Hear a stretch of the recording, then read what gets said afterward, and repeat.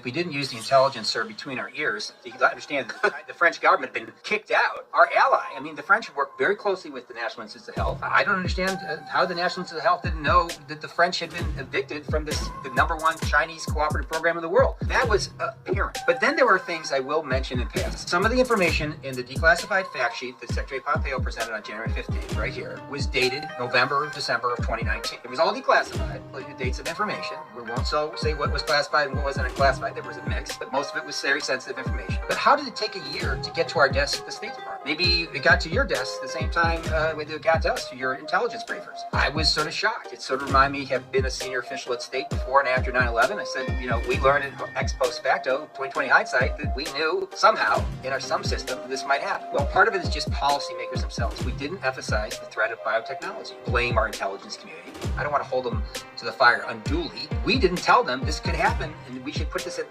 toward the top of the WMD priorities, not toward the bottom. Dr. Mueller, one of the great experts on nuclear war in the world, it's probably a lot more probable that we'll have a bio war. It's a lot cheaper. And Dr. Quay has even done some estimates on what a bio war would cost versus a nuclear war. It's pretty cheap, pretty effective. And I'm more worried now, not just about China, but about every terrorist crackpot that I've dealt with in the world over the last 30 years, coming out of the shadows and trying to get a hold of U.S. technology, program these things on bioreactors and at desktop. Biological warfare defense, both at DARPA and at DTRA, the Threat Reduction Advisory Committee. And I want to just emphasize that I agree with everything Dr. Asher said. Export controls, but I do want to raise another dirty little secret that really needs to be looked at by Congress, and that those export controls should also include Americans' DNA sequences. This is a really vital piece. In general, even the NIH often exports gene sequencing for many of our people to China. China absolutely keeps databases on what in our genes, what are our susceptibilities, is there a possibility